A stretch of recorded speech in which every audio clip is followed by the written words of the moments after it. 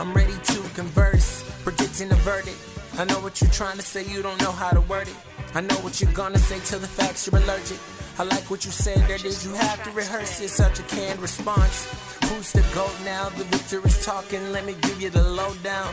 You ain't as sweet, I'm calling shots from the low ground. My source is concrete, like LeBron in the post now. The time's arrived to reply.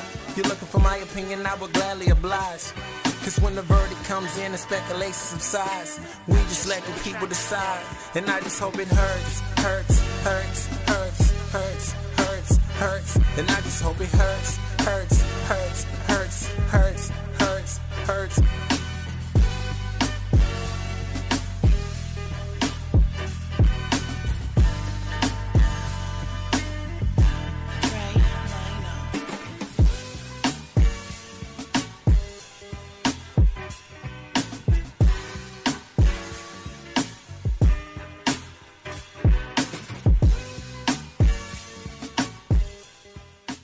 What's going on with you, man? You know what it is. Another day, another dollar. I see that jersey. That's classic, though, man. I don't know which one is better. You know, a little Bo Jackson from Auburn for you, you know. If these young bucks don't know, but yeah. One of the best backs. Hey, Bo Jackson was that deal, man. But so was Quincy McCall, though. You know Quincy McCall was the truth. Straight out Crenshaw, man. Hey, he was cold on and off the court. He was knocking them off. Hey, Sanaa Lathan, man. That's winning. Big time. Hey. No question about it. I see you rocking the glasses like me today, too. I understand. I understand. Hey, man, contacts get old after a while. You got to let your eyes breathe. I hear you, bro. Like 100%, I hear you. But, man, we're going to dive right into it because it's chaotic. It's chaotic going on in the sports world. It's a chaotic time where you got LeBron breaking records and none of the fans care. You got AB on the move, not on the move, then on the move. You know, trades popping up all over the place. It's going down right now, man. This is kind of been a sneaky start to the month of March, especially with this is right around the corner from the NBA playoffs and right around the corner from the draft and free agency for the Rams. Or the I'm going to mention the Rams in a second, but free agency starts on Sunday. So it's a lot of stuff going on, man. A lot of stuff going on, but we're going to jump right into it, man. LeBron James passed MJ. First off, I'm going to take a moment to give him a hand, Yeah. Yes, sir.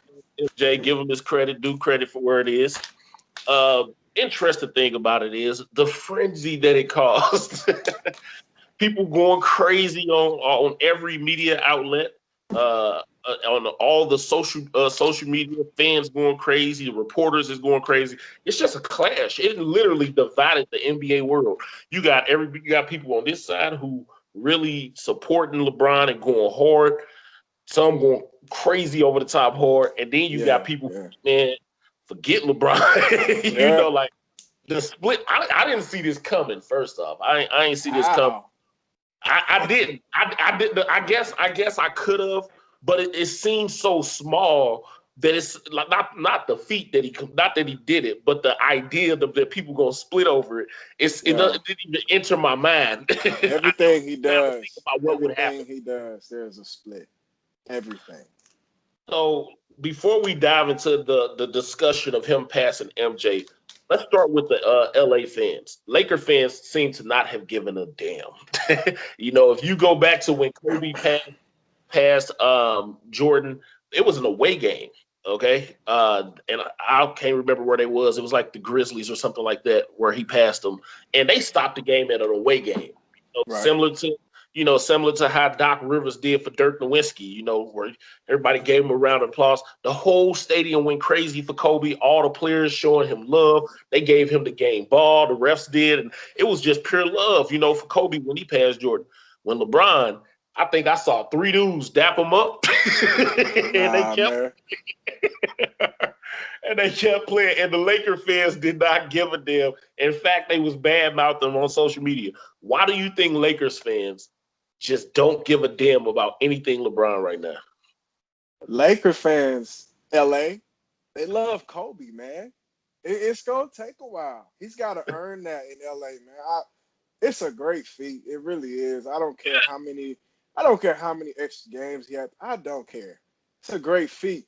But he is in a city that has notoriously been on the other side of the spectrum. There's like you said, it's always split. LeBron has a spectrum that is long as hell. And there are people that are way over there to the left against him. Then there are people that are way over here to the right. They got excuses for him for everything.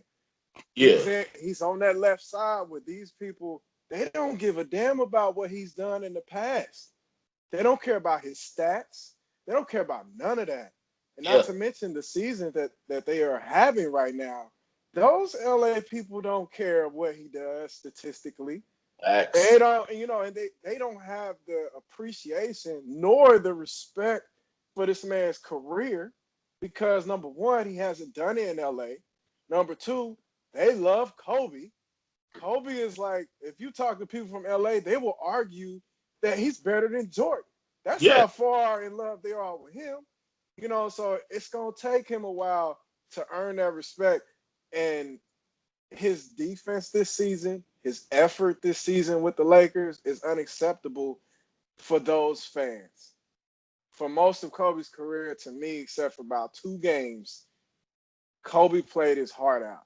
There's 2 games on his record that he just quit. That Suns game 7, he quit. There was a game against the Kings where he quit on a Sunday afternoon. He wouldn't shoot the ball, and he got in the press conference and said, I couldn't get my shot off. Nigga, please. There ain't never been a game where Kobe can't get his shot off. He shot less than 10 shots for the game. So they're used to this. Kobe for 20 years giving his heart and soul to the Lakers, man. He won 5 championships, and they respect how he won them championships. Being a killer, cold-blooded, Shaq or no Shaq, he still won. LeBron has to win in LA to get respect there for anything that he does. They don't care what he does personally.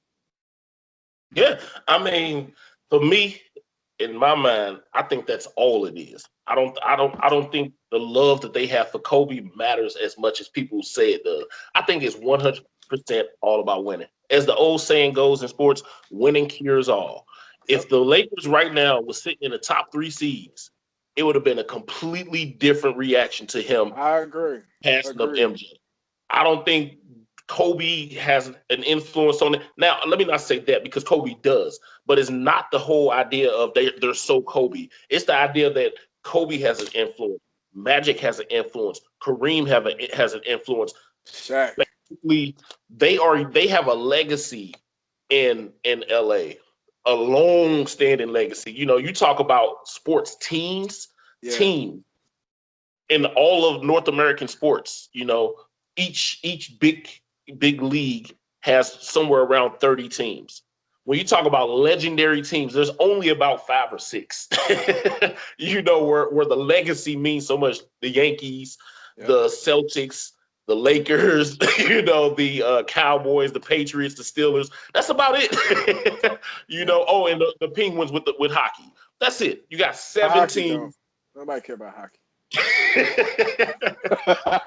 You got 7 teams in all the sports, out of what, 200 or something? That's it. That's all you got is 7 teams, and they're one of those teams where the legacy is so strong when and people are going to say, oh, well, what about their losing seasons? Well, they didn't have anyone on the team. When they have superstars, when they have not just any superstars, but legendary players that's going to go down as one of the best to do it, they are used to winning when they have those guys on the team. So they look at LeBron and they say, well, last year we won 35 games with these guys, and all these guys is back. Plus whoever you brought in when you came in, Rondo, Lynn Stevenson, JaVale McGee, all them. You brought those guys in. You said you wanted those guys. Well, we won 35 with what we had. You came and by yourself, we expect that we should be better than 35. Well, right now they're on pace to win 34, 35 games. I don't know if they'll win another game. Exactly. Here's a stat for you, man. Okay. The Lakers was 26 and 25 when LeBron came back. They were actually above 500. Yeah. Since then, they've only won 4 games. They're 30 and 35 right now. That's crazy to me. 30 and 35 since you've been back. Furthermore, before LeBron got hurt, it wasn't like they was just killing it or anything like that. Like they was doing okay, but they was 20-14.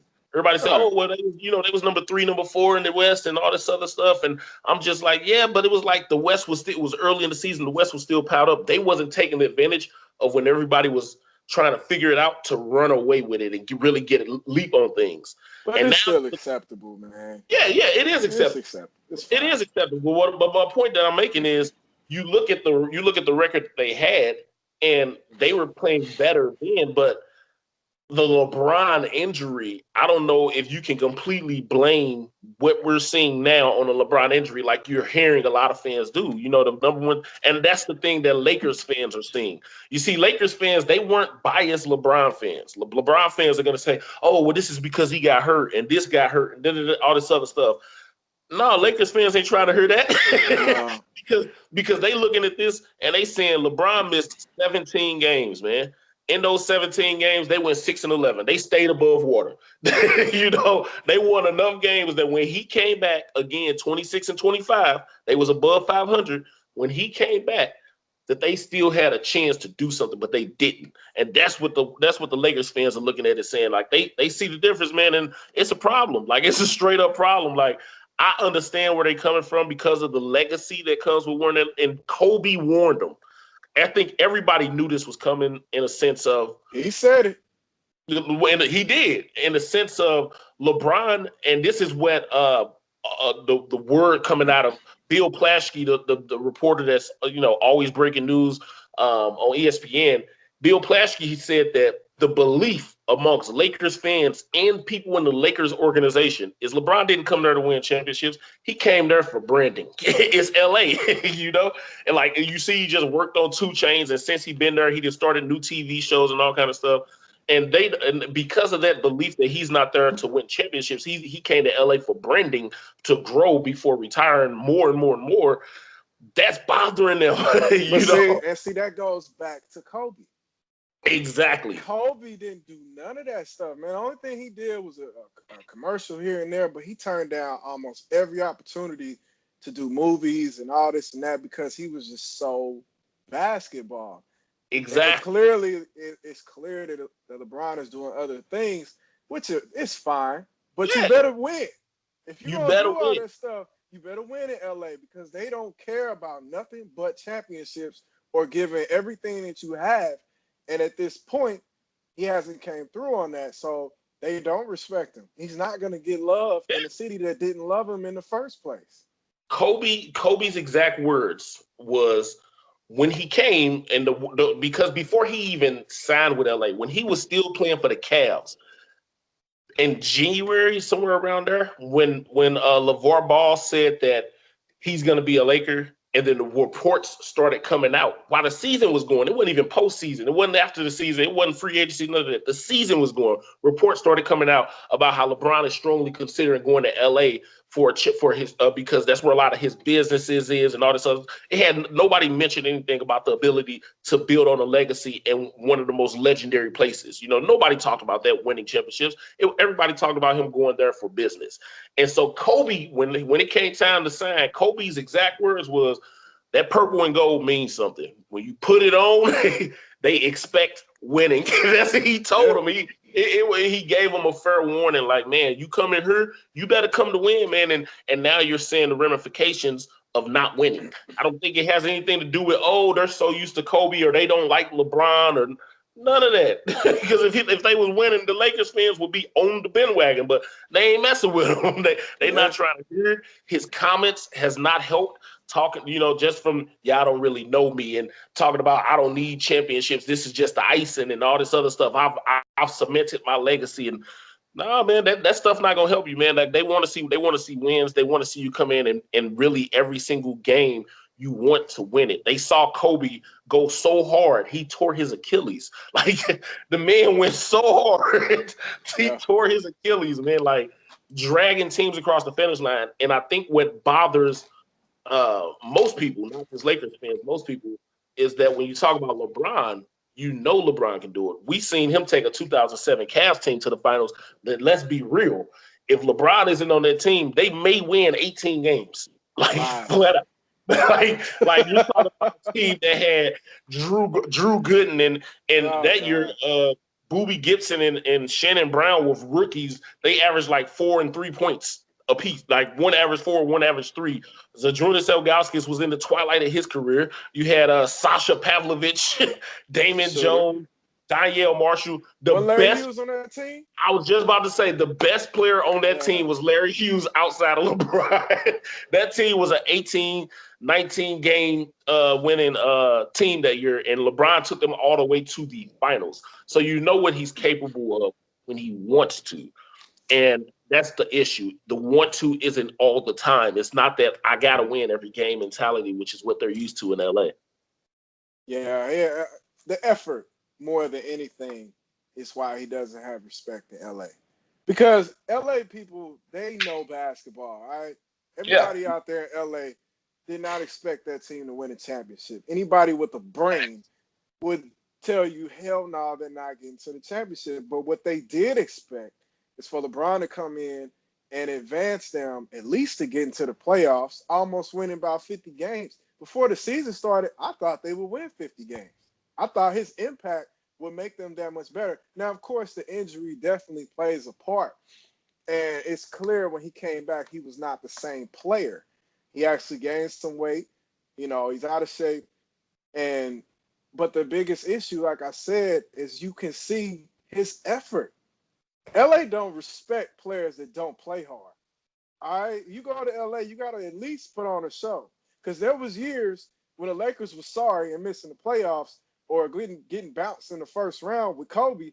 But Kobe was playing so damn hard, it was like, damn, we respect what you're doing.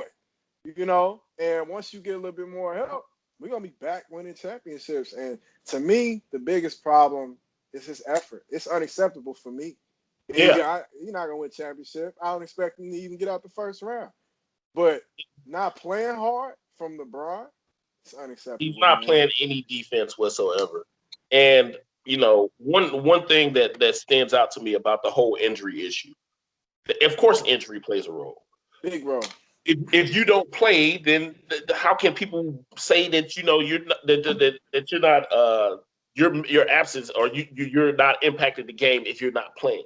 Like, of course, if you're not playing, that's an impact on the game. Like, obviously, the issue with it is, he missed 17 games. The 17 games he missed, as I said, I told you the record that they had while he was out. But furthermore, LeBron has missed games before. You know, everyone talks about him as Iron Man, but last year was the first time in his life he went 82 games. So it's not like he's constantly playing 80, 81, 82 games, nothing like that. No, he's missed games. But before this year, the most games he had missed was 13. Right. And that year that he missed 13, the Cavs won 53 games, and then they went on to win the NBA Finals, okay, against the Warriors, a Warriors team that had just won 73 games, so it's like people know what LeBron is capable of. So I don't think that the injury, while it does play a role, I don't think the injury can really be blamed because they've regressed so much since his return. They've literally gotten worse. And for you to have won 35 games last year, and right now it's a question if they even gonna match that total, and you got LeBron on the team. Even if you miss 17 games, like I said, he missed 13 before and they still won 53. Even if you miss 17 games, not even matching what you had last year is completely unacceptable. That's completely unacceptable. And you're LeBron James. Like, I think people think that when I myself or other people say that, and they say, oh, you want him to do everything, you're blaming him for everything. They think that it's a knock on LeBron when it's actually a salute to LeBron because you hold him at a higher regard. We know how good he really is. You know how good he is. You know what he brings to the table. You know that just having LeBron on your team, if you're a 20-win team, at the very least, you should win 45. Just by having LeBron, at the very least. He's that good. If you're a 20-win team, there's a 25 game jump just from putting him on your team. You're talking about a young team that was 35 games last year, and right now you're questioning if they're gonna even match that. They got 30 games with 17 left to play. Can they hit that? No. It's looking really ugly for him, man. But real quick, man. I'll say this though before we move on, man. Those people that are on the side of the spectrum that is way too far against LeBron and everything you got to say is just beyond fucking nitpicking. I'm tired of y'all, man. Yeah. I'm extremely tired of y'all because the man just passed Michael Jordan in points, which is what I was all about to time. Like let's just stop and think about that. All of us grew up. I don't care if you have any kind of affinity towards basketball. You either went to the gym, you went to the park, you shot a fadeaway, stuck your tongue out at least one time, and wanted to be Michael Jordan. Yeah. All right? I don't care if that man played 118 more games to pass Michael Jordan. I don't care if he played 10,000 more games. That is Michael Jordan, and he just passed him for career points. That is an amazing feat. Give him a round of applause. Exactly, dog. Because that's dope, man. You gotta respect it. You just have to say, man, he has been consistently 28, 7, and 7 from day one. Yeah. Big props to LeBron on that, man. Real quick, man, because I was gonna touch on this real quick. I don't know where the whole, idea that Jordan took 3,000 more shots came from. I don't know who poured that number out. Dog, people try on both ends of the spectrum to down either Michael or LeBron, or they, you know what I'm saying, just go too far. I don't know where that idea came from, but I have the exact amount of shots that they both have taken in their career. MJ did take more shots, but 3,000, which is really going, like people were calling this a fact. And it's not, I don't know why people do this. It takes 2 seconds to do a quick Google search to find this information out. For you to believe that this man played a whole year less, than him, and that he took 3,000 more shots, you are a fool. Because you don't even take that many. You don't take enough shots in a season to reach that total. He ain't shoot that damn much. Right. Michael Jordan finished his career with 24,537 shots. Right now, today, LeBron James has 23,297 shots. It's only 1,000 more shots, man. I don't know where they got this insane. He didn't took 3,000 more shots and all this other stuff. That wasn't true. LeBron James passed him. And like I said, you got to get at a round of applause. But there's no need for the hyperbole to try to throw it on top to try to make him seem like he's done something so crazy and unbelievable. See, that's the other side of the spectrum. Oh, he did it in less shot, man. You made more threes. Wait, shooting threes. Look, nobody shot threes. For his career, Michael Jordan made 581 threes. For his total career, he shot 1,778 threes. That's what he shot for his career. You know how many threes LeBron has made? 1,712. Let me repeat those numbers, man. LeBron James has made 1,712 threes. Jordan shot 1,778 for his career. It's a different game, man. But hold up. It's a different game. That also, let me give LeBron credit on this. Because when he started, he couldn't shoot at all. Yeah. And for him to make that many threes, it shows that he worked on his game. And the other part that, people always want to down Michael and say LeBron is so much more efficient. LeBron James' field goal percentage for his career is 50.4. Michael's is 49.7. So you telling me 0.7 is what you just basing this on? Like, shut up, man. Just stop it. Stop it. I got one more stat and we're going to move on because the whole idea, like I said, is what you just described is the perfect way to describe it. We all grew up idolizing Jordan, LeBron included. LeBron 2 years older than us. He in the same group as us. We all grew up idolizing him. The fact that he passed Jordan in itself is a historical thing that deserves respect. But again, it goes back to that idea of, and this is for the Jordan fans. They talk about, oh well, if Jordan played in this era and and all this other stuff. LeBron's in year 16. Jordan played 15. Michael Jordan shot 8,772 free throws. LeBron James has shot 9,636. It's not a vast difference. He shot 1,000 more over the course of an extra season. Who's made the most though? Because He struggles at the line, bro. I ain't looking at this. Listen, I wasn't gonna bring that part into it. I want to know because I haven't looked that up. Let me learn something right quick.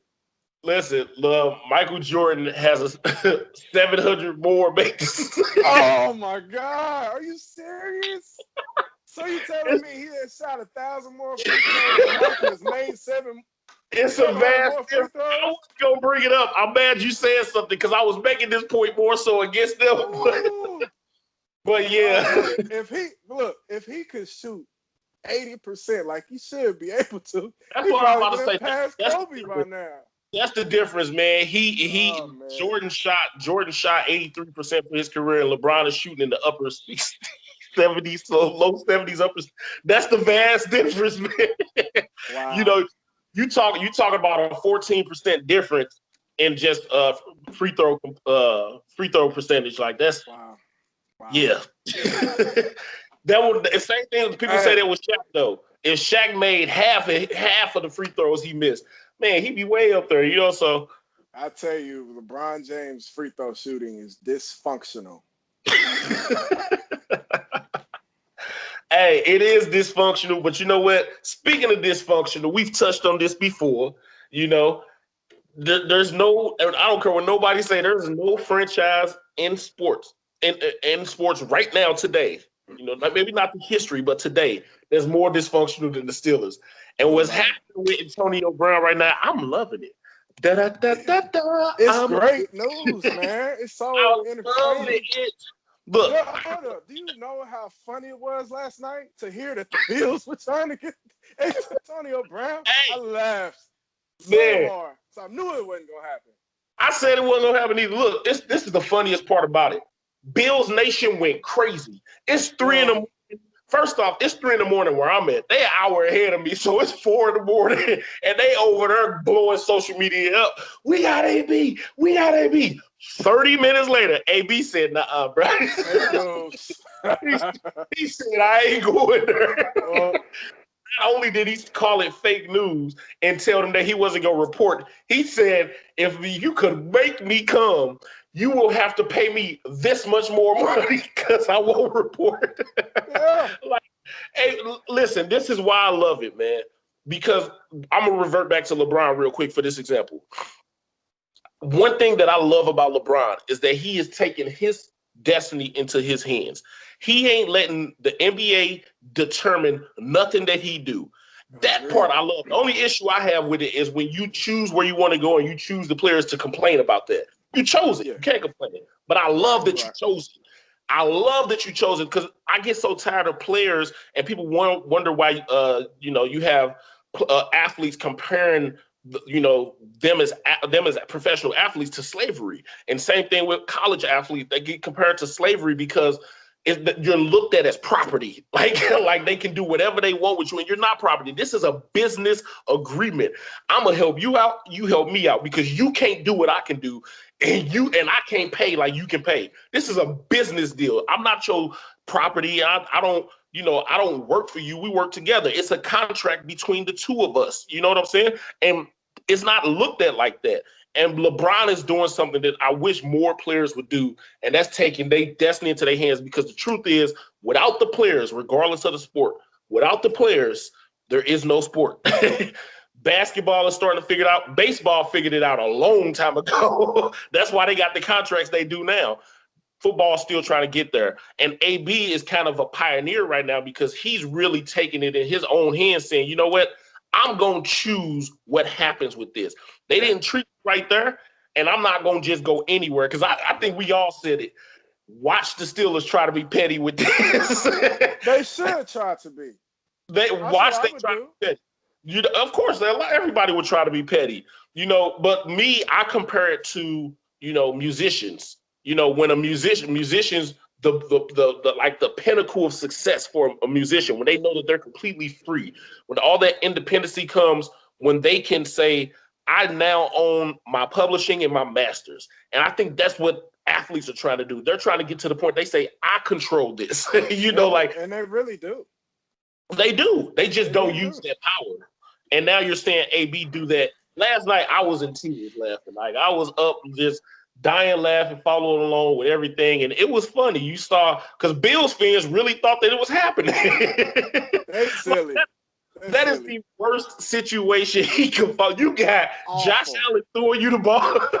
That's the same as that might be worse than Blake Bortles. Hell, Blake Bortles can throw a little bit better. I don't know. Hey, Josh Allen can run the ball well. He can't throw for a damn. So it's like you see that, and I understand 100%. AB said, "Nah, not happening." There was no way that he was about to allow himself to get shipped off there. And right now, what he's doing is he's saying that if you're a team that I know I want to be with, I'm going to mess with you. And he's looking at the West Coast, and he's saying, I can mess with the 49ers. I can mess with the Raiders. You know he want to go to the Patriots. He loves what the Patriots not doing. happening. That ain't going to happen. I won't let it happen myself. Fuck that. That ain't going to happen, So it's like he's got teams in mind. He's mentioned who these teams are subtly. And those, some of those teams are actually interested. Some of those teams have a need.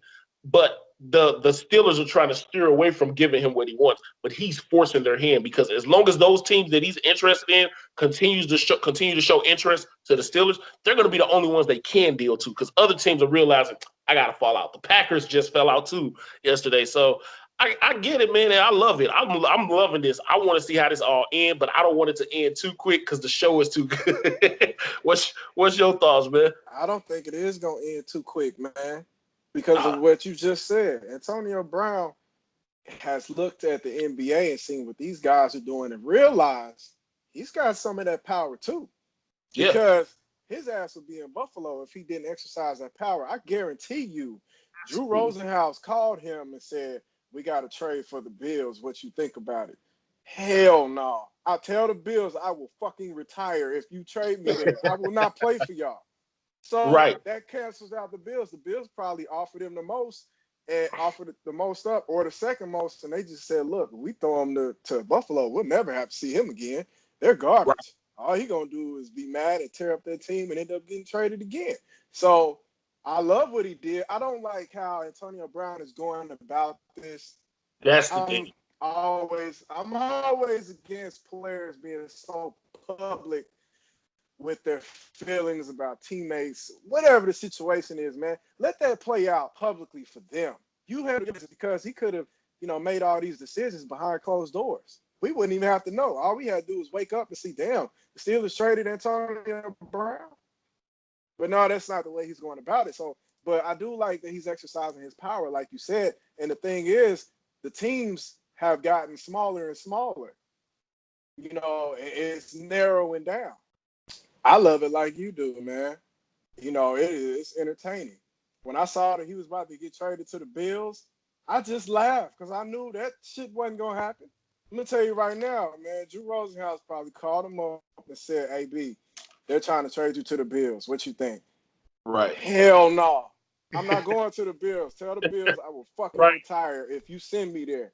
Straight out. So I love the fact that he's using his power just like NBA players do, and try to facilitate where they're trying to go. I don't like the way he's going about it, but hopefully down the line, more players start to use the power that they could have in the NFL, but they choose not to have it because they're always selling out for something quick. Use your power, man. All he got to do is tell teams, I'm not going to play for you. I'll retire. And the trade is gone just that quick. So he can really... and it's the same with NBA. You can really change and, navigate where you want your life to go. They're saying all these teams are falling out of the trade discussions. We don't know that because what he's doing, he probably putting them back in it. Yeah. Packers said they're out. Saints said they're out. Yeah, we'll see. Honestly, I think he's going to end up in Oakland because they got the most to give, and I think he would want to go there.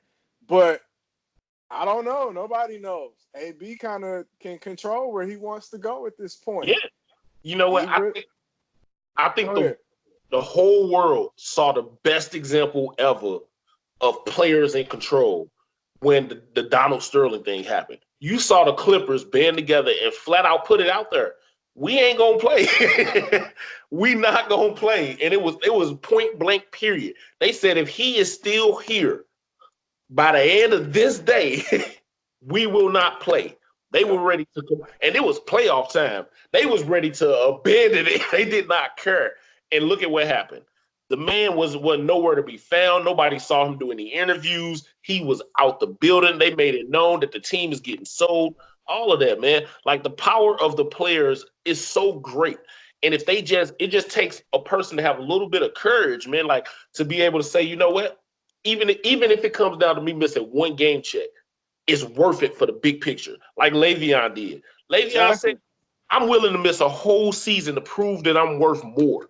Like, and I truly believe he gonna get that money back in this contract that he about to sign probably Sunday or Monday. Like, I truly believe he gonna get it back. I think it's gonna be in his contract that not only is he gonna get the $12, $13 million he missed, I think all of that is going to go into his signing bonus, and he's going to end up getting a fat signing bonus where something is going to be something in the first 2 or 3 years of the contract where it's going to be front loaded, so that way he can make all that money back plus whatever he would have did, and you're going to see something crazy like over the first 3 years he bring in like $50 million or something like that just over the first 3 years, because you see that kind of contract all the time, just not to running backs. I think that's what's going to ultimately end up happening, and the man worth it, you know. So when players use their power, Le'Veon is showing it. You see it in the NBA all the time. You're seeing it right now with AB. Good things happen, man. I love the fact that AB is saying, nah. Like, I'm going to control what happens. And he said it in his interview. And you know what? When he said it, I know that it rubbed a whole bunch of people wrong, because everything in his interview I agreed with until he verbally said, they're going to have to play by my rules now. You know, I didn't want him to say too far, dog. I didn't want him to say that part, because what he's doing right now is his rules, but you didn't have to say it, because then what you do is you took like, you could have played by your rules and kept a few teams that you want to play for on the list, and then they would have just went ahead and been like, hey, he don't want to play for y'all, so we don't feel the need to give you a first or second round pick. Here go this 4th round pick. Take it and be happy, you know, because those teams would have been like, hey, he want to play for us, and we can get him for cheap. But because he said that, they was like, damn, he talk a little too much. So he probably lost some teams. I can tell you he didn't lose. He ain't lose John Gruden. John said himself, this ain't a report. It ain't fake news, as AB says. It ain't none of that. This is repeating what John Gruden said. The man said at the combine, I would love to trade for him. I want him. He said the only issue is compensation. He want to figure out what he should give up to get him. But as far as money, not a problem. as far as being able to deal with his personality, first off, his personality meshes with John Gruden because they hard workers.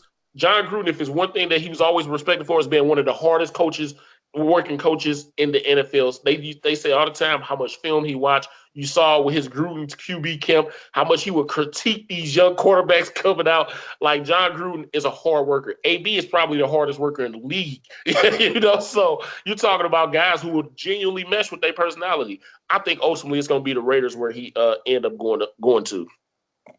Funny thing about trades, though, it's that time of year. You know, we mentioned it already, where you seeing people moving around. Michael Bennett just got moved to the Patriots. You know what? Hold up, man. Stop, dog. Let me explain to you. Don't do that. Go ahead. How irritated I am that teams keep trading top players to the Patriots of all teams.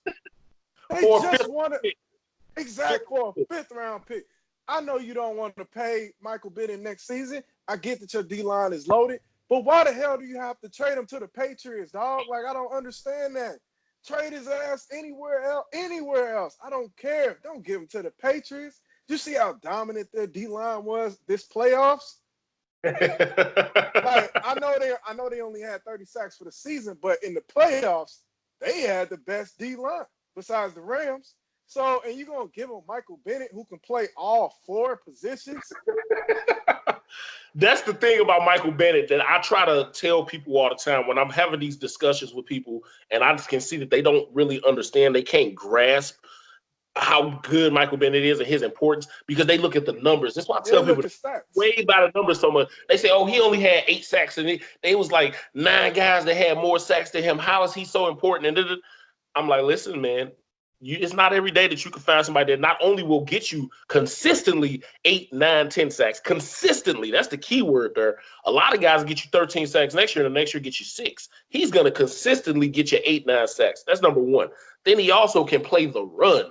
Yes, he dominant. can play the run unbelievably well. And then you can line him up all the way across from a wide 7 close to a 9 all the way across. You can line him up, and you will have no problem. Do you understand how dominant he is about to be with Bill Belichick? Oh yeah, this is Bill's player. Bill loves versatility. He's a perfect Patriots player because he can do everything on the D-line. He loves versatility, and they just gave him to him. I can guarantee you're going to see him do stuff that he's never done in his career because Bill gets creative. It's funny, but so like I said, it's trade time. You about to see a whole bunch more of this, and I real quick, with the free agency, I mentioned earlier, like I let it slip a little bit when I said the Rams, but what I was getting to is when you see these guys getting moved all around through free agency. Earl Thomas, who this actually just came out the report just.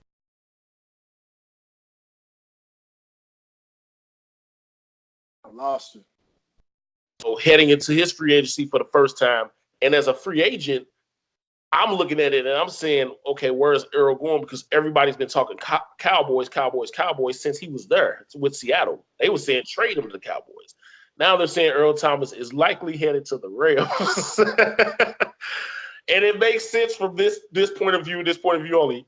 There is no team in the league that Earl Thomas hates more than the Seahawks right now. And if you go to the Rams, you play them twice a year. And the Rams have a hole at safety with LaMarcus Joyner leaving. They also got Eric Weddle in today for a free agent visit, which he can do because he was cut, so he can actually do it before Sunday. Earl Thomas got to wait till Sunday. I'm just saying we're gonna scoop that up. I'm just saying, watch out for free agency because I love this time of year because all kind of crazy stuff happened with the curveballs. That was a curveball I ain't expect. I wanted to break that on here though. But real quick, man, back to these trades. Like I said last show, man, we got to start talking about these top threes because there's so many top threes to do. Right. And when you talk about trades, something as crazy as AB situation right now, I can go make a huge list of just all-time trades. There's so many trades. You got trades where you was like, that was a dope trade, or some trades that scratch your head, or trades that completely change your organization forever. Before we dive into it, man, I just want to say there's one team. I'm going to touch on it, and I'm hoping you do too, because I think there's a good chance you will. There's one team that I think made the silliest trade of all time, and it just so happens to be with football.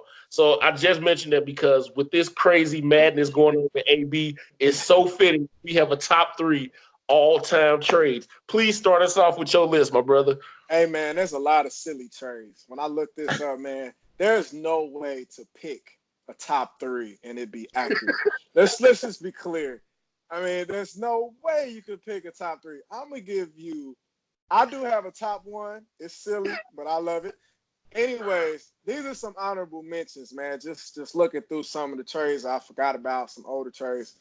Right. The San Antonio Spurs traded Dennis Rodman in 1995 to the Bulls for Will Perdue.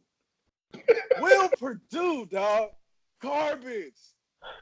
I want you to think about that. And I'm going to tell you the words of one of probably the greatest coach of all time, Greg Popovich. He was the general manager at the time.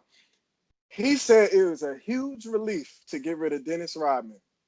Well, it was a huge relief for the Bulls to get him because he went on to lead the league in rebounds and really was the spark that just made the Bulls unbeatable. At the time, people didn't know. They didn't know if this was going to work because of the history of Pippen and Rodman and Michael and Rodman. They didn't know it was going to work, and they didn't understand that he was perfect for them because he couldn't score.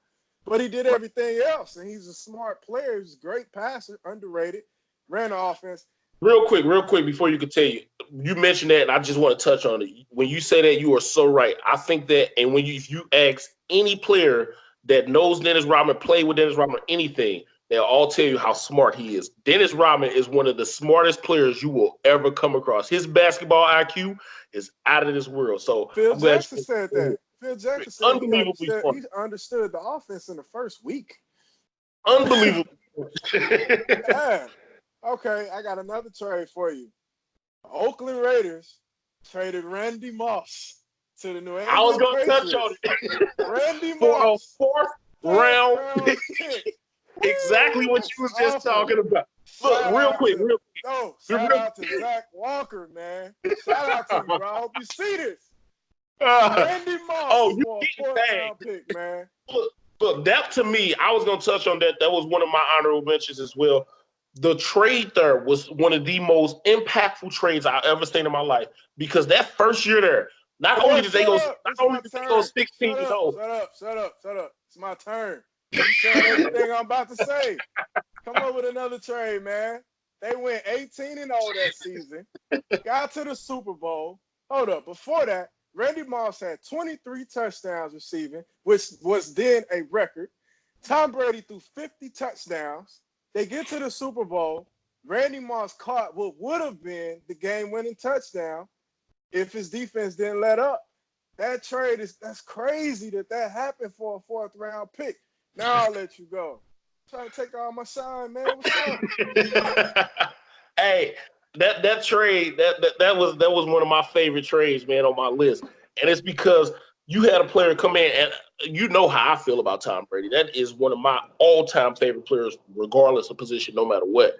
But I can't take away from the fact that when you talk about the team going 18 and 0, I think that Randy Moss is just as much responsible for that as anybody. He's probably more responsible than Tom Brady because Tom Brady was able to, for the first time in his life, Tom Brady was allowed to be inaccurate. Because if the ball was within 10 yards, I this man go against the real Revis, and off the snap, he said he put his hand up, and not only did he put it up, he one-handed touchdown catch and left Darrell Revis in the dust, and this was his prime. So when I say that Randy Moss is truly the reason for an 18 and 0 season, I mean he is the reason, and he's the reason on the Patriots. That's huge. Randy Moss ran 2 routes, but they were the greatest 2 routes you will ever see. When that boy, when he put his hand up, and and the cornerback was even, throw that shit up, man. That's what Tom Brady was doing. But shout out to Randy Moss. He was incredible, dog. One of my favorite players.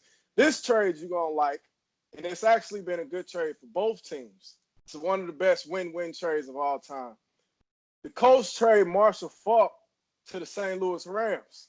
That's a great trade. And the reason I ain't even had it on my list. You didn't have that one? I didn't even have it on my list. You know what? I understand the St. Louis Rams don't exist anymore, so I get it. Anyways. You just had to take a beautiful moment and turn up. Yeah. I had to chop you down. We all know what ended up happening with the Rams. Turned out to be the greatest show on turf. Made it to the Super Bowl twice. Marshall Faulk, best running back in the league in those years. But the Colts took that trade and drafted Edgerrin James. And they also got other players which made their needs even more for the Colts to help Peyton Manning out. And now I go to another old school trade. I guess you could call that my number 3. Number 2, this is a trade I didn't even know happened. But I can't believe it did, but it did. Robert Parrish and Kevin McHale were traded from the Golden State Warriors to the Boston Celtics for a first and a 13th overall pick in the first round draft.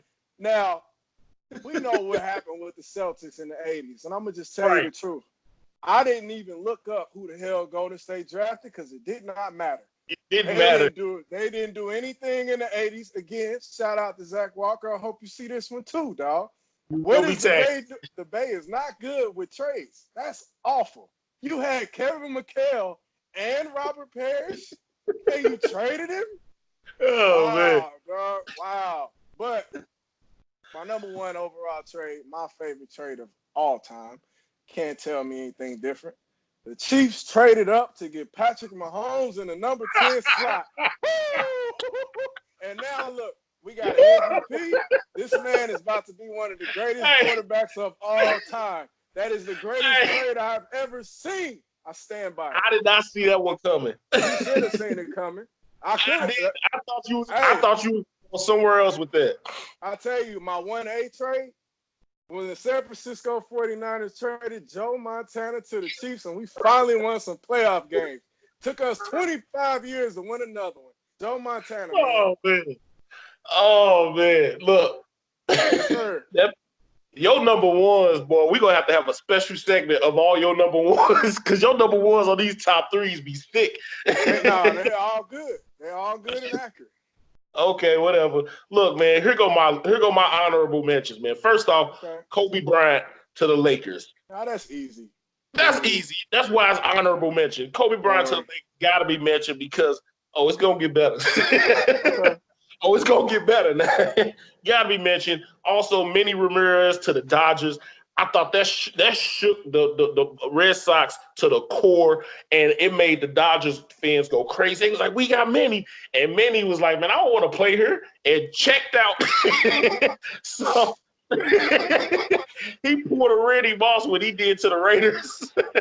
But those two definitely had to be some honorable mentions. Another honorable mention, Mike Vick, Falcons. People forget that the Falcons did not have the number 1 overall pick. They traded up for him. They went from number 5 to the Chargers, and this is what they gave up to get him. It's a win-win, though. They gave up their 5th round pick. Oh yeah, definitely 5th round pick, 3rd round pick, a 2nd round pick next year, and Tim Dwight for Mike Vick.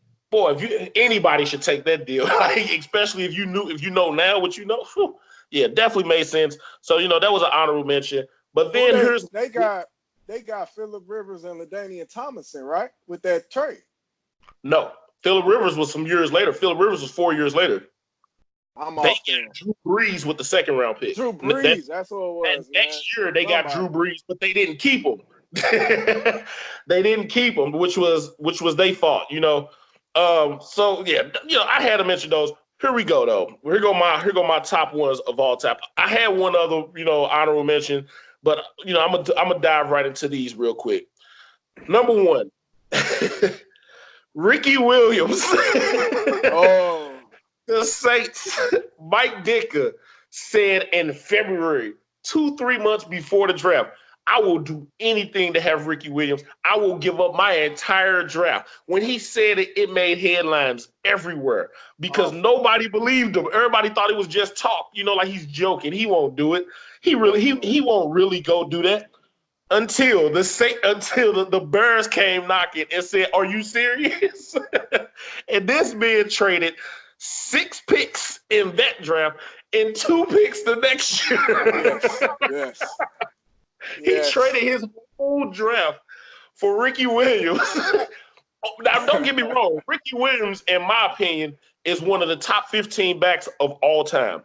That ain't worth your whole draft. But listen. No, let me tell you, it probably would be worth it if you kept him. But then you turned around and traded him to the Dolphins 2 years later. That would have messed me up, man. So you got Ricky Williams. How did the Bears not turn into a dynasty? Terrible. That's pathetic. Terrible. Number 2, Bill Russell. Okay. Bill Russell was supposed to come to St. Louis. But they was the St. Louis Hawks at the time. This is why this is number 2, because of the reason for the trade. The Hawks had the number 2 overall pick. They couldn't afford to pay Bill Russell, so they traded with the Celtics. They traded with the Celtics because they couldn't afford to pay their draft picks. Wow. Real St. Louis for you, man. Man, that hurt because all I could think was, man, we could have some banners downtown. We would have never lost our NBA team. I mean, y'all did win one with Bob Pettit. Man, look, man, we would have never lost our NBA team because we would have a dynasty. Bill Russell ended up going to the Celtics, and we all know what happened after that. Number 1, okay, Herschel Walker. Boring. That was obvious, bro. That's obvious. Herschel Walker Herschel Walker orchestrated the biggest trade in history, regardless of sports. 18 players involved for one. Yeah. 18. And it was with the Cowboys. He was with the Cowboys at the time. The Cowboys completely robbed him. Jimmy Johnson, again, Jerry Jones shows how not smart he is because you have legends that you let go. Jimmy Johnson orchestrated this trade, and he pulled off an 18-for-1 trade. The Vikings offered up 5 current NFL players that was playing and said, we'll give you these 5 for that one. He said, not good enough. He could smell the desperation on the phone. He said, not good enough. He said, I want the draft picks too. They called him back the next day. That's all it took was one day for them to make up their mind. Called him back and said, we'll give you 13 draft picks. 13 draft picks. He turned those draft picks into players like Alvin Harper, turned Emmitt Smith. Darren Woodson, he did what the Bears was supposed to do. Yeah. And he went on to win multiple Super Bowls as a result.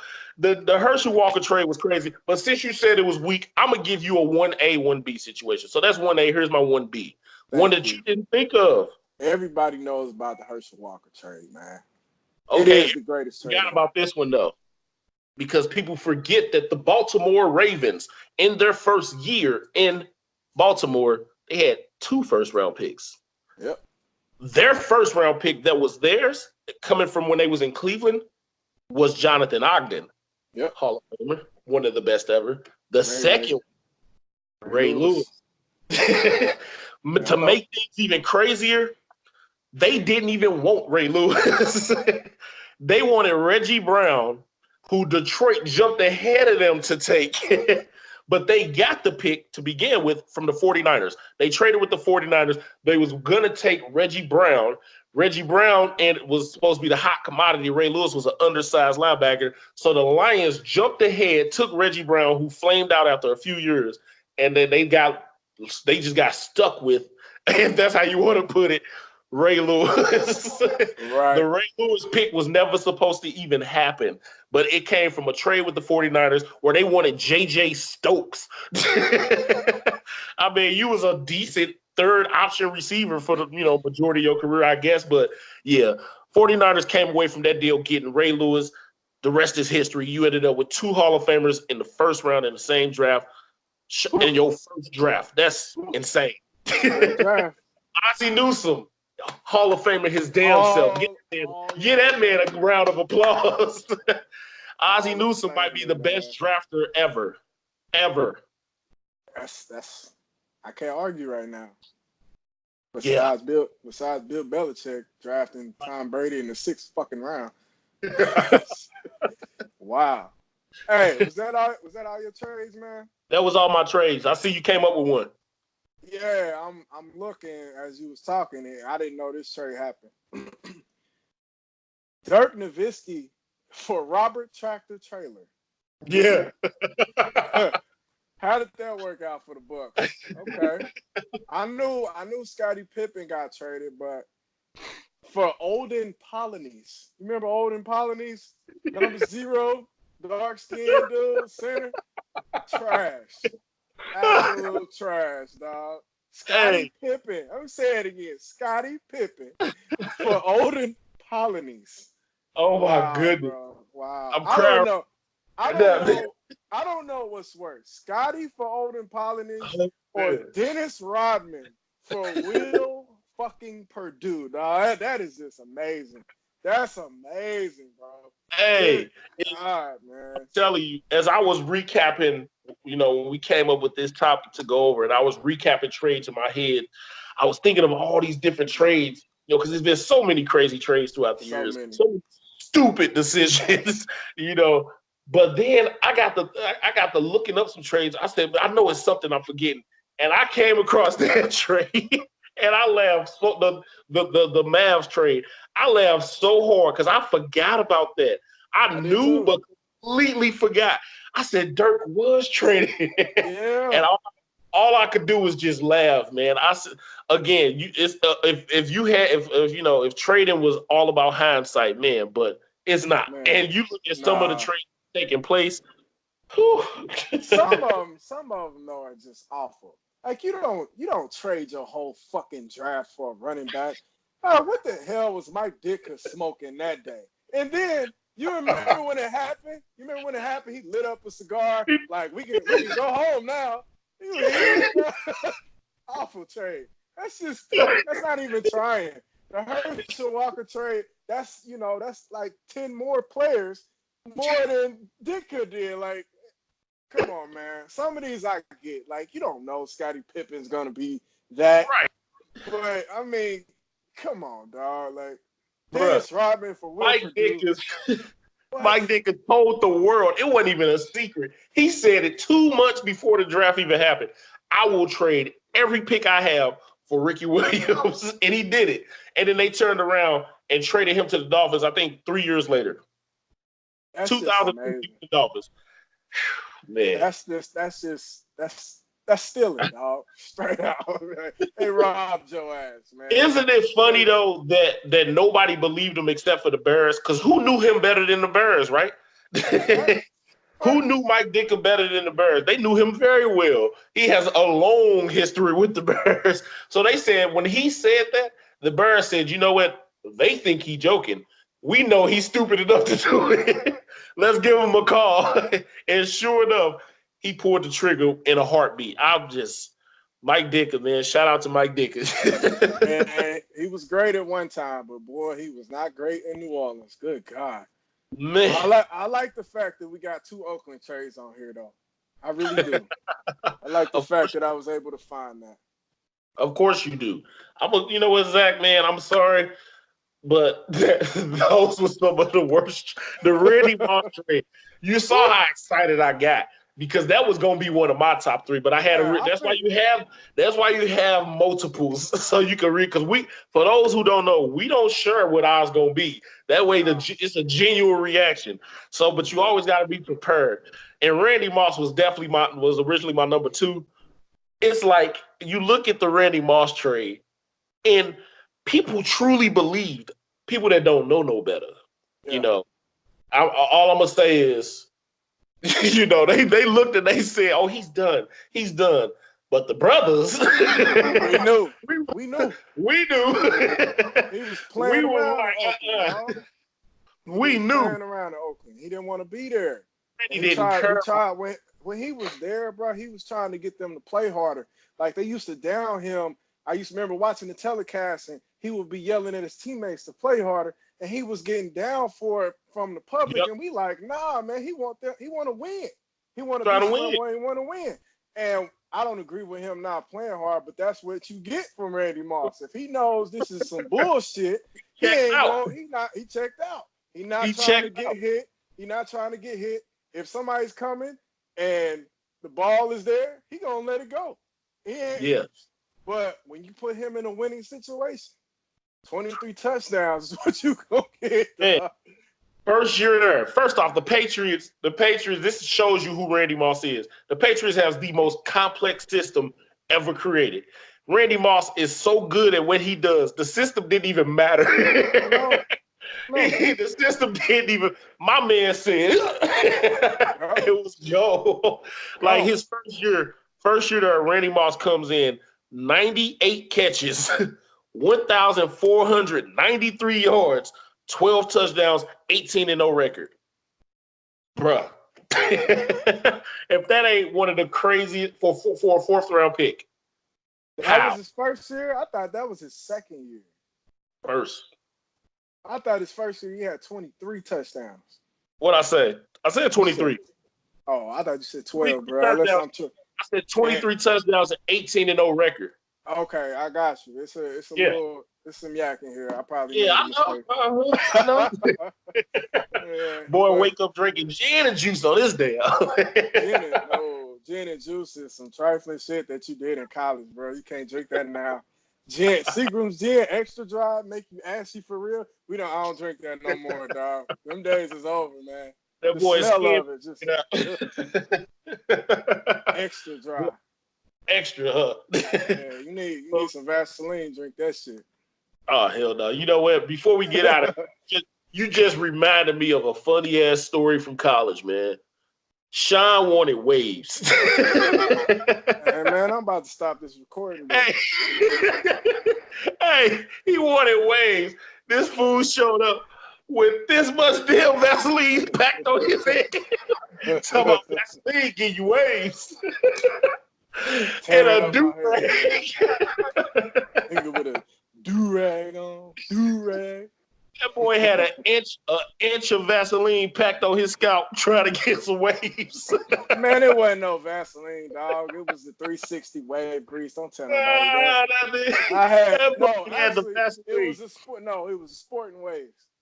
Yeah. Sporting Waves are 360. I'm the only ones who use. I'll use Sporting Waves. That boy had Vaseline. Don't believe that. Don't believe that. Don't believe that, America.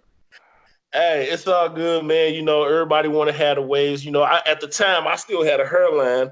And with that hairline, I had a nice little waves, but I ain't got no that more. hairline gone. No more. The hairline is gone. So, you know, whatever. I lived in my moment. Y'all had the bird. I couldn't grow one then. Still can't grow one. Hey, whatever, man. I had the waves, so it was even. You know, it was an exchange. Nah, it's never even when you got a full beard, dog. Never even. Yeah, says the person who couldn't get no waves. Now you're bald. I need them. I'm not bald. My hair is better than yours. Way better, bro. Your shit I already know what you about to talk about. He about to bring up the mic. It's all good. Hey, that's all we got for this week, though, man. Well, for today, we gonna be back because with free agency kicking off on Sunday, the tempering period starts today. Teams can now officially talk to free agents. And like I said, the Rams had already jumped out and making the most noise now. It's also a rumor they might go for another former chief, Justin Houston. So it's already starting. You know, you're going to see the top teams like the Rams